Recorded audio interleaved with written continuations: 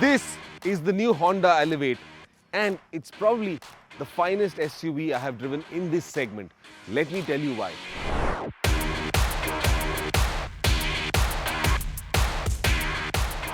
The Elevate for Honda is a very important SUV because it will determine what kind of a trajectory Honda has in the Indian car market. Keep in mind, a large portion of their sales comes from the Honda City, a sedan, which is anyways in a space that is struggling. So an SUV was absolutely essential, and Honda did not have anything of repute, nothing at all, that brought them large volumes. The Elevate is expected to turn all of that around. So is the Honda Elevate worth it? The Elevate gets the 1.5 litre dual overhead cam IV-Tech engine. This is a naturally aspirated engine. Makes peak power of about 121 PS, coming in at about 6,600 RPM, with peak torque at about 145 Newton meters, and that comes in at about 4,300 RPM. This is like all traditional Honda engines. Peak power and peak torque come in at very high revs, and you would feel that you need to push the throttle down really hard to get this car moving.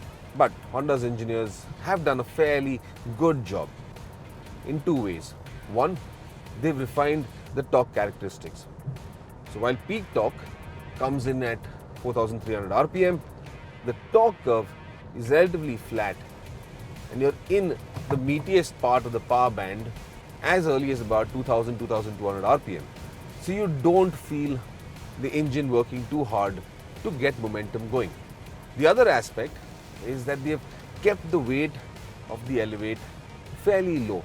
Curb weight for the manual transmission version is capped at about 1.2 tons, that's 1,200 kilos.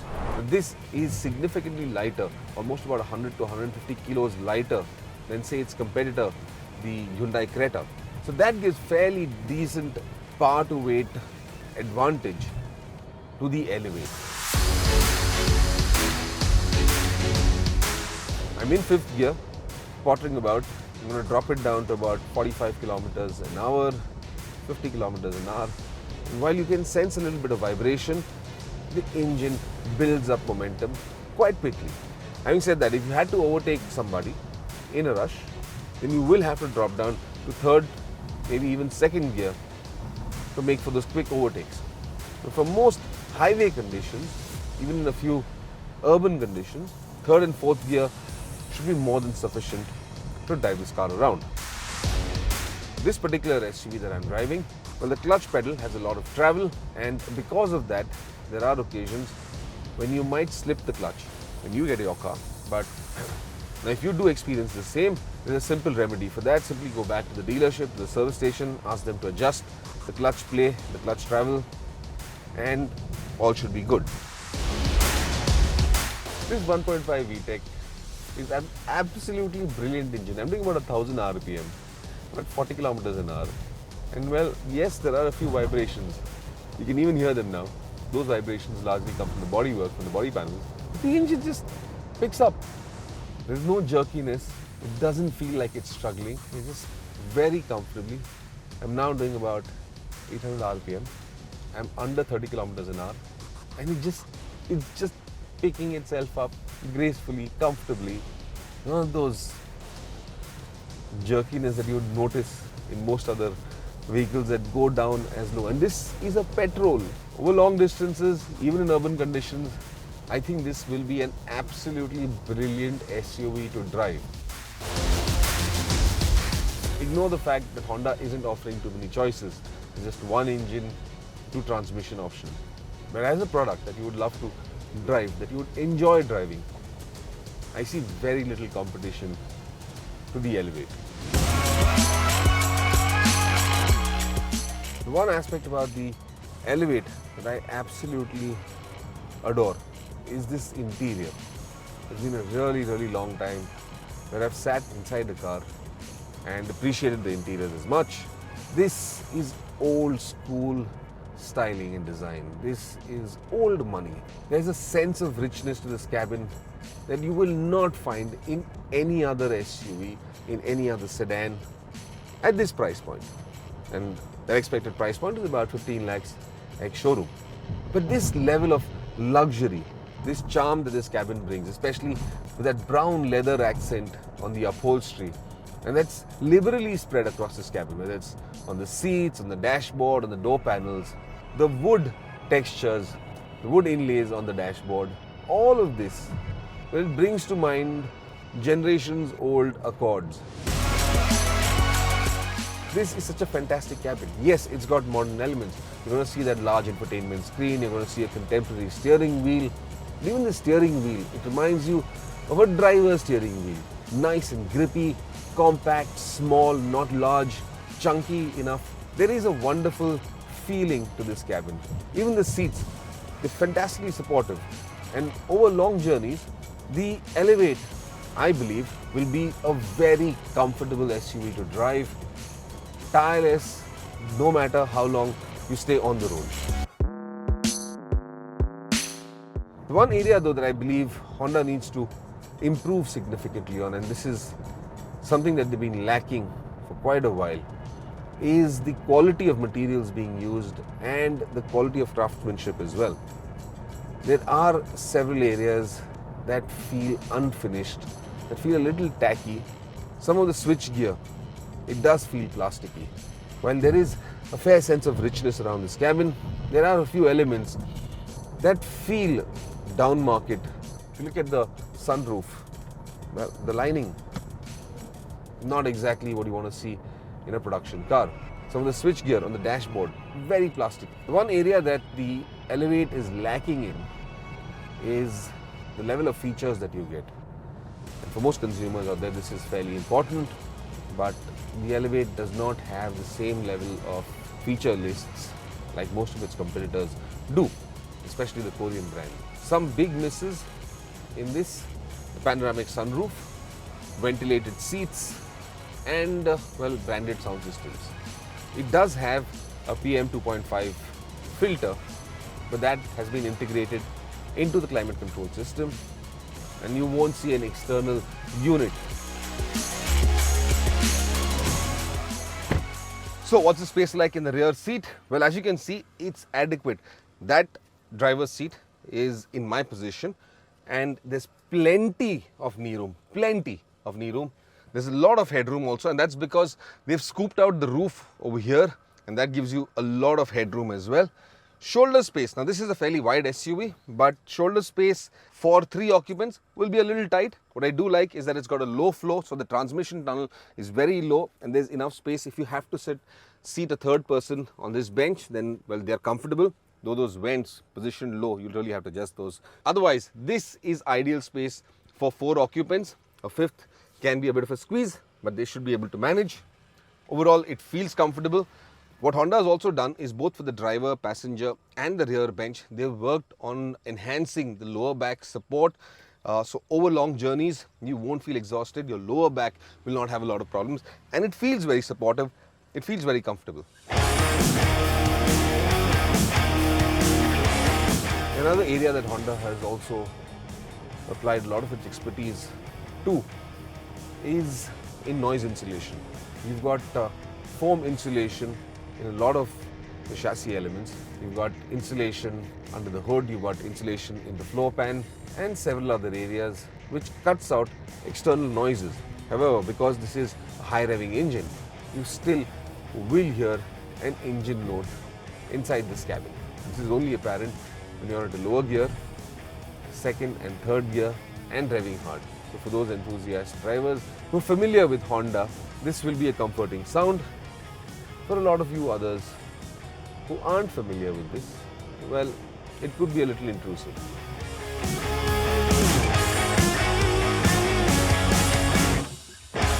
The Elevate also gets level 2 ADAS. But for me, well, I'd switch almost everything off. Because Indian conditions, Indian driving conditions, well, ADAS would kick in almost every time. The only smart application within this, rather I'd say the smart execution, is that Honda has put limits onto various features for ADAS, and those limits are governed by speed. So you've got collision mitigation, you've got lane keep assist, and various other safety operations within ADAS, but all of them work at different speeds. So the conditions where it has to meet are quite diverse. So you can still drive the Elevate comfortably without having those safety features intruding into your driving experience. It still allows you a fair amount of control over this vehicle, and I think I appreciate that I would like to be in control of this SUV at all times rather than the electronics.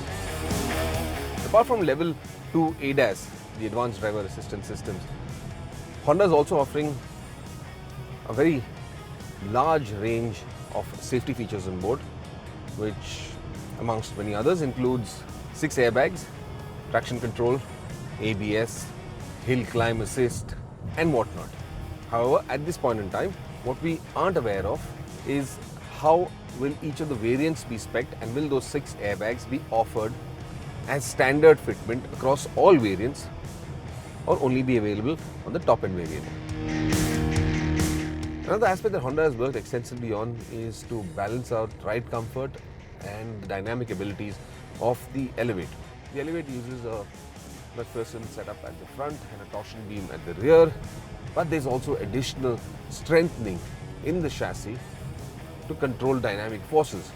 What this has done is kept a very tight grip on body roll. Even pitch has been minimized extensively. The steering feel, well, not that impressive. It is fairly precise, but it also feels a little wooden. Nonetheless, you've got good control over the vehicle, and overall, drivability in this SUV is comfortable. On the braking front, and I've been hearing a lot of this, there have been remarks about Honda's setup, which uses a disc brake at the front and a drum at the rear. Now, this system is also equipped with ABS and a few other technologies to enhance braking. For all situations and all purposes, this is more than adequate. It will do the job.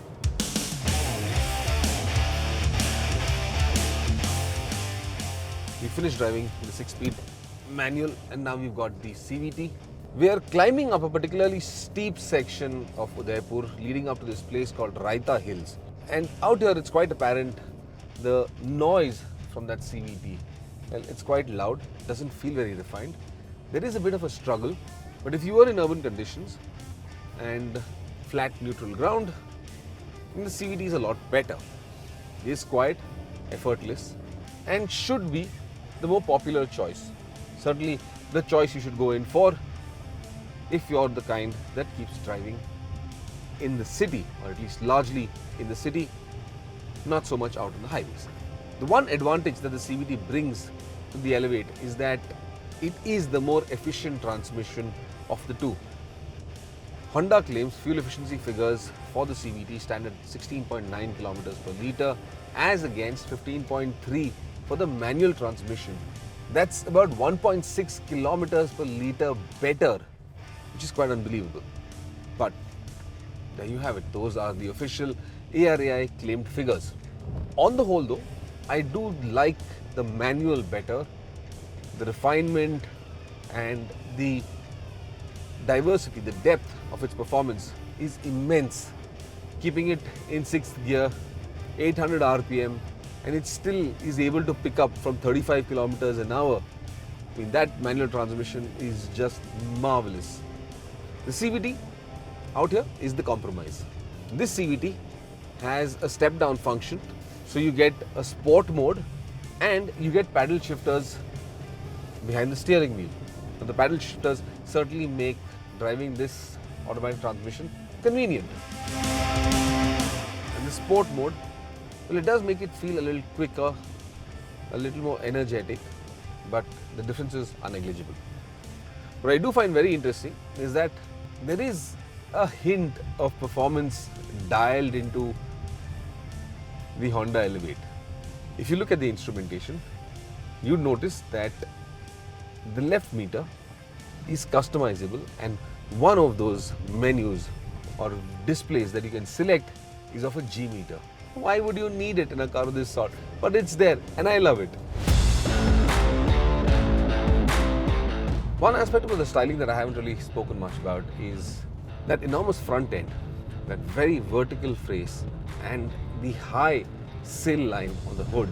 Well, you can see those two pontoon-like edges for the Elevate. Now they add a lot of character to the design and the style of this SUV.